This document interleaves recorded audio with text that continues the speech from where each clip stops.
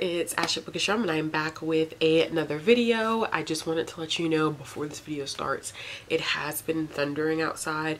I don't know if it's going to start raining, but if you hear it in the background, it is storming. So we are here today to do my mid-month wrap-up of sorts.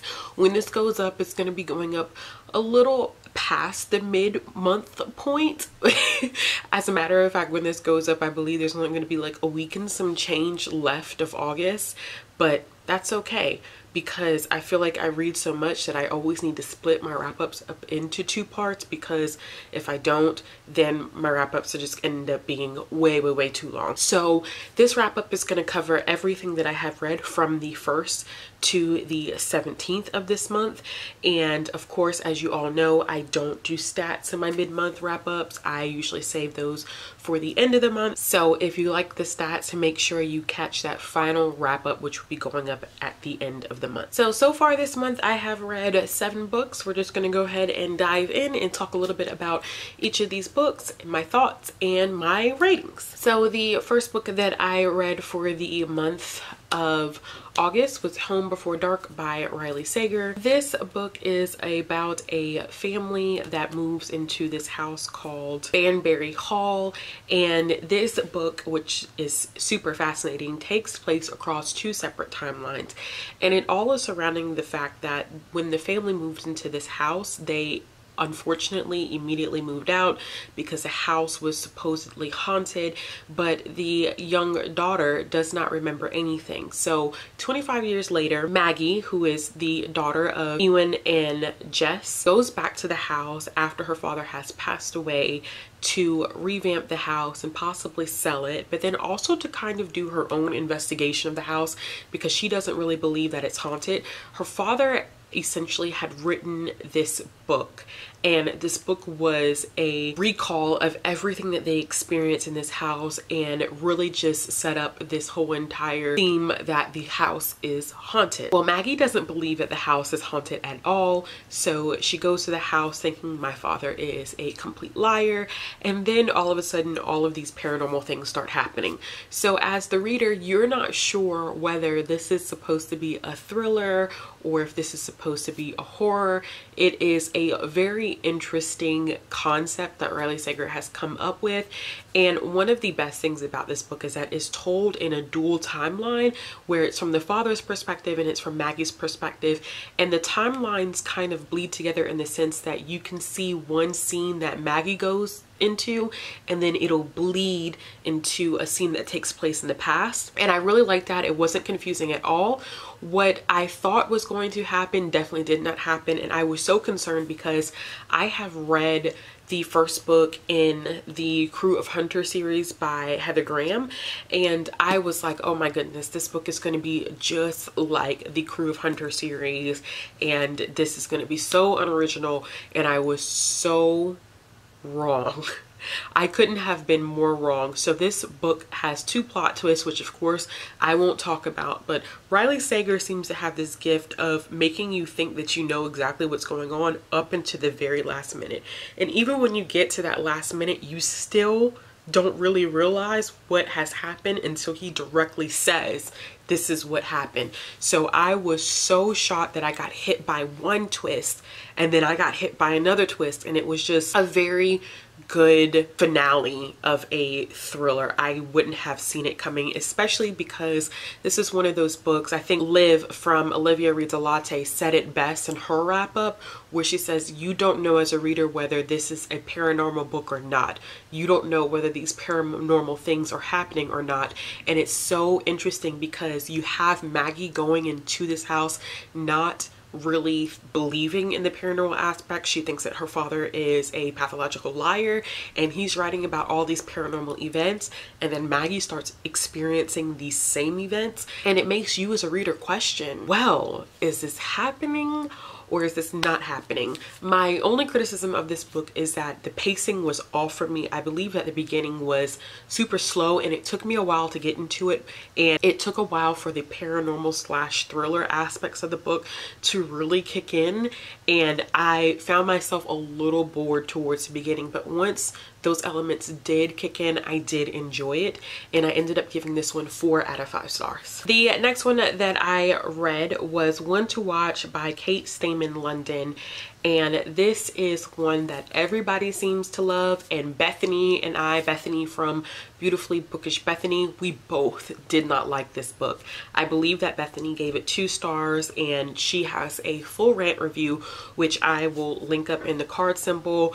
I did not enjoy this book the way I thought it was. It is this premise of a woman by the name of B who runs this fashion blog. She clearly is supposed to be plus size. She's fat rep, and she makes this commentary on this reality show about how there's never any plus size representation, and it goes viral. She gets the opportunity to go on this reality TV show and be the main person.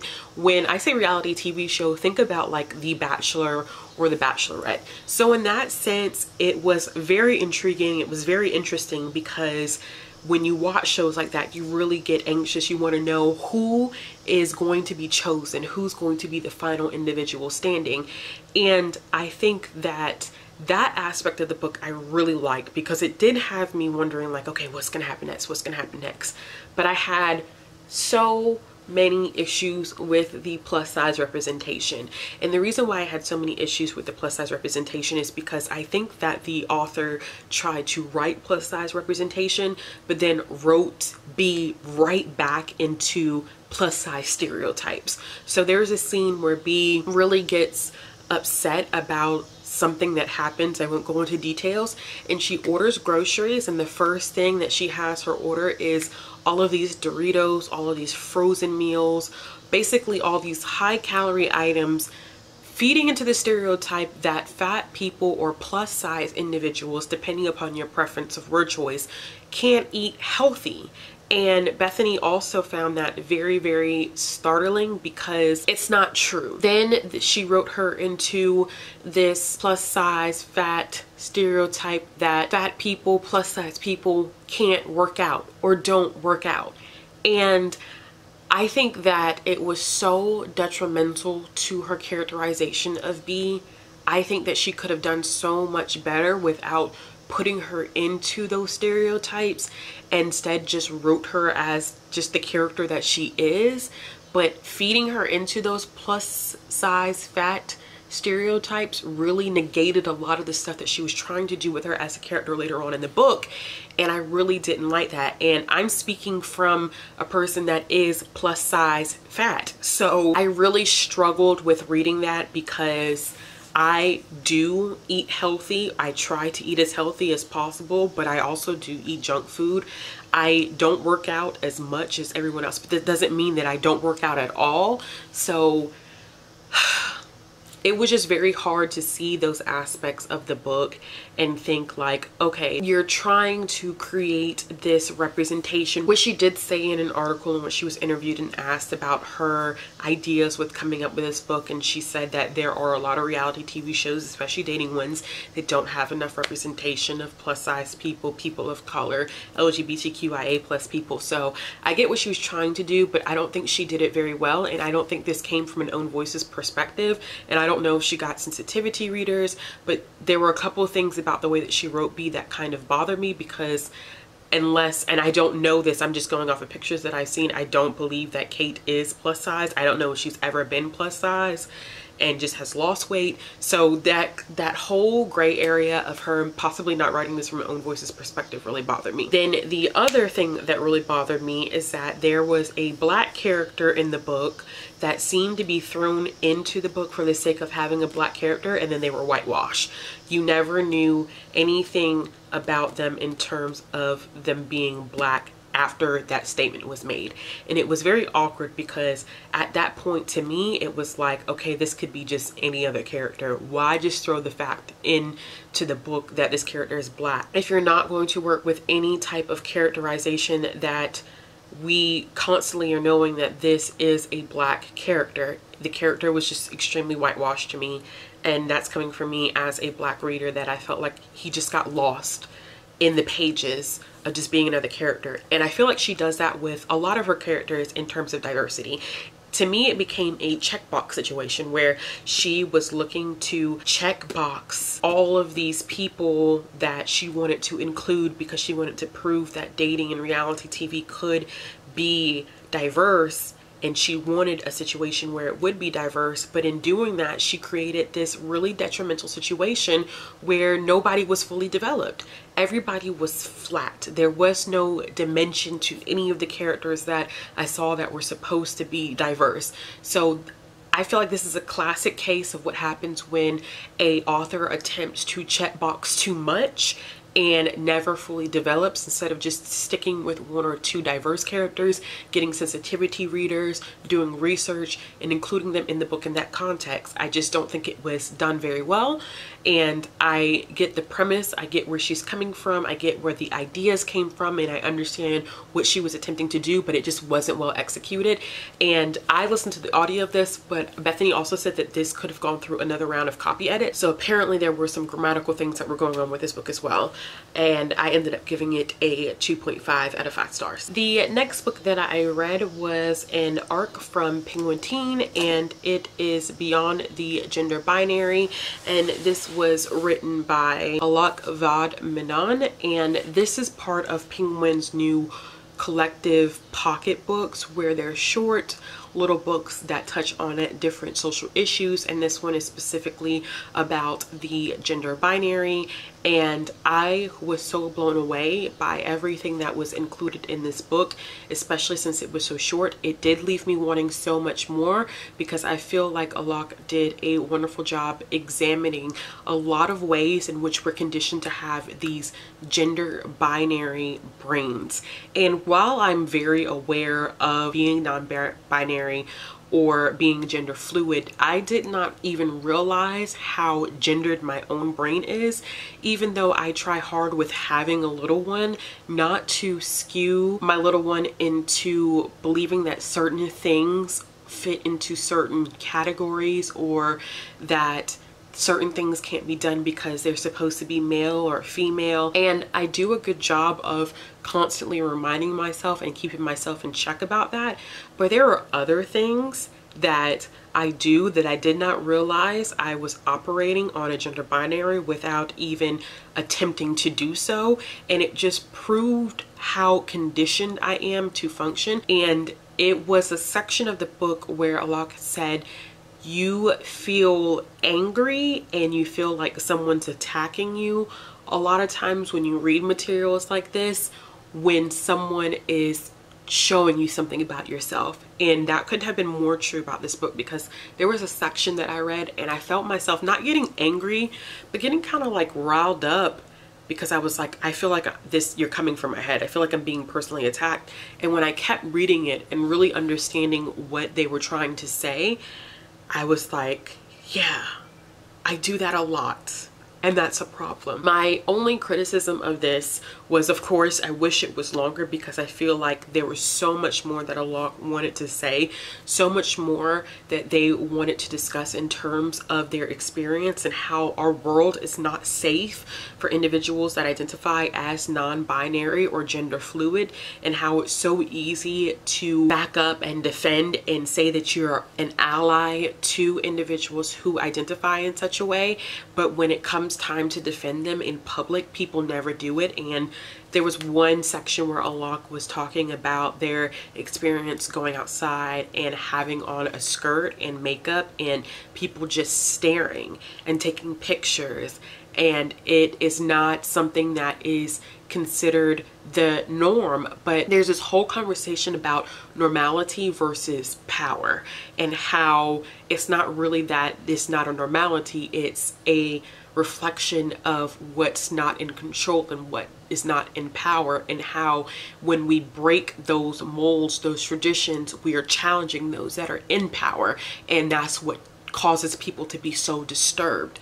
I just thought it was so complex. I just wish that there was some sort of appendix or a bibliography with resources, and that's only because Alok did pull some data that I believe came from research, and I don't know if this is included in the final copy because, as I stated before, I did get this as an advanced reader copy, so this could be in the finished copy, but I hope that it is because I really wanted to look at some of the resources, not in terms of fact checking, but look at some of the resources in terms of wanting to do more exploration, and I ended up giving this one 5 out of 5 stars. The next book that I ended up reading was The Only Good Indians by Stephen Graham Jones. This is such a complex book.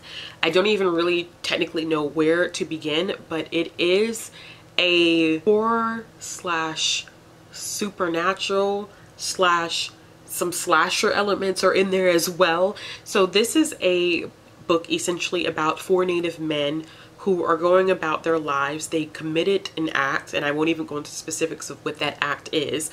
They committed an act 10 years prior to the events in the book, and the consequences of what they did 10 years prior to this book is now coming back and coming full circle to harm them. I will say that this book definitely has trigger warnings for gore, lots of blood, harming of animals, killing of animals, and more. There's a lot that happens in this book. I am not an Own Voices reviewer, so there are elements of this book that I believe I can't address in their totality because I'm not an Own Voices reviewer. I do have an Own Voices video that I have watched, a review of this book, so I'll make sure that I leave that down in the description box below. But what I loved about this novel is that it addressed a lot of issues that impact the Native community in a way that I didn't think was possible for a horror book. We see everything from police treatment of Native communities, conversations about alcoholism, conversations about how the media depicts Native communities, and there's even this conversation about this balance of tradition and forming one's own identity without disregarding those traditions. Jones is a genius. He did that in such a subtle way that I don't think that I was even really able to pick up on it at first, and I knew that there were going to be a lot of themes that I was not going to get right off the bat because I'm not an Own Voices reviewer. I still think that to this point right now there are a lot of themes that I still didn't see because I'm not an Own Voices reviewer, but the themes that I did pick up on, it was just so seamlessly done that it just flowed with everything of the book. And I know that one element that I keep seeing in reviews that comes up is like this whole conversation about why basketball is such a huge part of the novel, and I can only tell you that you need to do some research on the importance of basketball to the Native community. I didn't even know the importance of basketball to the Native community until I looked it up, because I knew that basketball, for example, is super important to the Black community, and it has a lot of history within the Black community, especially the way that it influences younger members of our community. So I was very intrigued about how it was tied into the Native community, and I would recommend anybody that reads that book to do the research that's needed to understand why it's so important, because it is such an important and critical point to the end of the novel, and how Jones flips the whole, I don't want to say trope, but it almost is a horror trope where the woman who usually is the last person standing at the end of like a slasher film begins to take on characteristics that are representative of male characters, and she essentially loses herself. And the whole concept of basketball is tied in to negating that trope.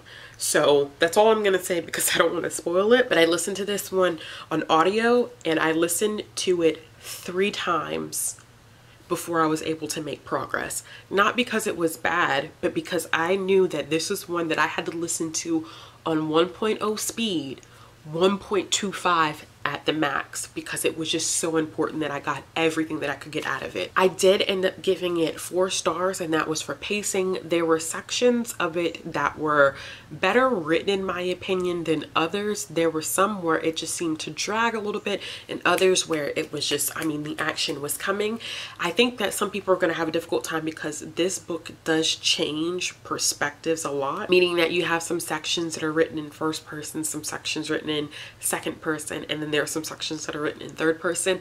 I really enjoyed the second person narrative because it was used in such an important manner, and I just loved it. I loved it. I also ended up reading a interview that Stephen Graham Jones did with NPR, and it gives you a little bit more insight to his whole ideas about this book, so I will make sure that I link that article down below in the description box. The next book that I ended up reading was Surrender White People, Our Unconditional Terms for Peace by D.L. Hughley.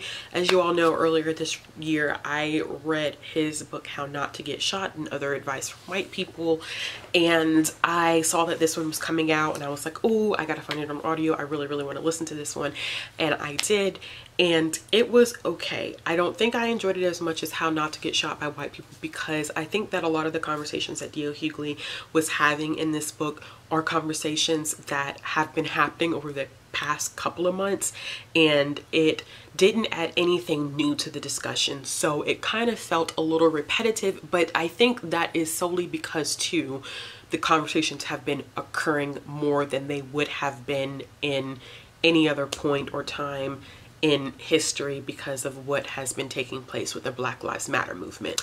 I think if that wasn't the case, it wouldn't have felt as redundant, but of course with the way that things are working and moving in our world right now, I just didn't feel like I was getting as much out of it as I think I was intended to get out of it. But I thought this was really unique because D.L. Hughley is writing this book in a way that he is telling white people about the circumstances in which they have treated all Black and brown individuals. I think what was so cool about this book is that he built his whole discussion around the framework of reparations and how we could go about doing reparations, not in a monetary sense, but just basic essential life needs that a lot of Black and brown people do not have access to. And one of the points of his conversation that really hit home for me was access to fresh foods and how it is so hard for a lot of Black and brown communities to even have access to fresh food because we are dealing with issues with gerrymandering, redlining, and more that prevents businesses from moving into these areas where they have grocery stores. I work in an area that is a food desert. There are members of the community that I work in that do not have access to fresh food, and you would think that, oh, well, can't they just go to a grocery store? Well, if you think about access and equity, these individuals probably don't have access to a vehicle. So going to a grocery store that may be only 5 minutes away in a car is 2 or 3 miles walk. And to have to buy groceries and then walk all those groceries back to your house is something that a lot of people are not willing to do. And why would they be? That's a haul and a half. And instead of putting places like grocery stores into these communities, and then we end up in situations where there's only stores like Family Dollar, Dollar Tree, Dollar General, all of these quick places that don't have any fresh food. Everything is frozen, pre-packaged. It is fattening, etc. And then it's so interesting when I hear conversations that people have about Black and brown individuals being the burden of the healthcare system, and then don't relay or connect that the reason why there are so many health issues is because there's no access to fresh food. It is so difficult to buy healthy food, and I'm saying that from personal experience. If you want fruits and vegetables that are organic, it is so hard to have the money in order to do that. So when you have a family to feed and you have to stretch your money, the first thing that you're going to go do is get those frozen pizzas that are $1 each, because you know that it's going to last you, it's expendable, and you don't have to worry about pinching every penny in order to put food on the table. So I think it's so easy tendency to condemn certain groups of people for things that are happening to society as a whole, such as blaming Black and brown community members for burdening the healthcare system and for being overweight and for not making healthy food choices. It's so easy to say that without connecting that back to the access of food and the affordability of food. If you don't have a grocery store to go to, how are you going to eat stuff that's healthy? You're going to go to your local corner store, or you're going to go to the Dollar General that's up the street and get you anything that you can get access to in the moment. So that was one of the highlights and one of the parts of the book that just resonated with me the most, because that was something that I had not seen discussed. That is something that I don't see constantly discussed when we have conversations about diversity and access and equity, and it is a huge problem. And all of that even connects back to COVID and why Black and brown communities are the ones that are being affected the most when it comes to COVID, or are more likely to be affected by worse symptoms in relationship to COVID. So yes, I know I spent a long time talking about just that one section, but I gave it 3.5 stars. I will always say that D.L. Hughley's humor is raw. It's not for everybody. He does use some foul language that I think a lot of people are not going to take too kind to, but he is a comedian. I am familiar with a lot of his work, so I will say be prepared for that stepping into this book if you're not comfortable with that. The next book that I read this month was Raybearer by Jordan E. Fueko, and I'm not going to really review this one because I actually have a non-spoiler review of this book as well as my dreamcast of this book, and I was sent this as an ARC from Amulet Books, and I read this as a part of the Hear Our Voices book tour, and I thoroughly enjoyed this book. I ended up giving it 4.5 out of 5 stars. This is about a young girl by the name of Terasai who is raised by this mysterious woman called the Lady, and the Lady has instructed her to become a part of the Prince's Council of 11, which is a council that takes individuals from each one of the realms in the empire, and they're connected through this ray that creates this huge bond between all of them. And she wants Terasai to become part of this Council of 11, and then once she is selected to be part of this Council of 11, she wants Terasai to kill the prince. In reading this, you find out why she wants Terasai to kill the prince.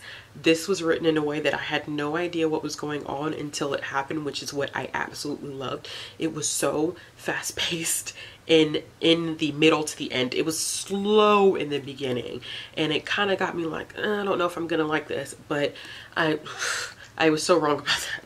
I was so wrong about that. But it is complex world building, complex magic system. I talk about that a little bit in my review. The Dreamcast was really fun to do. If you have not read this book, definitely pick it up. It is phenomenal and possibly one of my favorites for the year. And the last book that I read so far this month was Midnight Sun by Stephanie Meyer. I think I have talked about this book a lot in my vlogs. I've talked about it a lot on the live show that we did, so I'll make sure I link that live show up above in the card symbol if you want to hear more of my detailed thoughts. Of course, I didn't enjoy this one. It's rated as 1 star on Goodreads. It is Twilight literally retold from Edward's perspective, and honestly, I feel like this book just made the issues with Twilight even bigger because we're seeing it from the voice of the individual that I had so much problems with throughout this entire series. I think that the manipulation doesn't stop. I feel like the emotional abuse doesn't stop. But I do think, which is weird about the series, is that Stephanie Meyer tried to rewrite Bella, and I feel like that was an answer to a lot of the criticism that she's been receiving about the series. She tries to rewrite Bella in a way that makes her this well-rounded individual, which doesn't make sense because Bella's not like that throughout the entire series.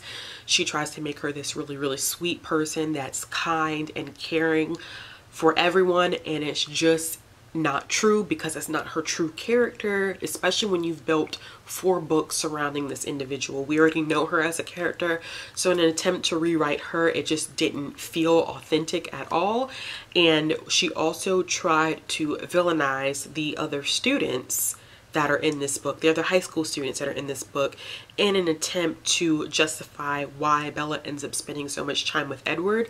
But to me, that just empowers the abusive element of this book, in which we're seeing that isolation and that pull away from her friends, where she becomes super codependent upon Edward for everything. There were elements of Edward saying and doing things that were still just out of this world. He made a comment like, where he was saying, oh yeah, I know that I'm no better than a peeping Tom or a stalker, but hey, I'm going to continue to do what I'm doing anyway. And it was just very, very strange. There were aspects of Meyer comparing Carlisle to God, which is a clear indication that she is inserting herself and her Mormon beliefs into this book. And I always preface that by saying, like, I'm a spiritual person. I just don't feel like the extent in which she is trying to insert her beliefs and insert some extremist ideas in relation to her beliefs is necessarily appropriate for the context of this book.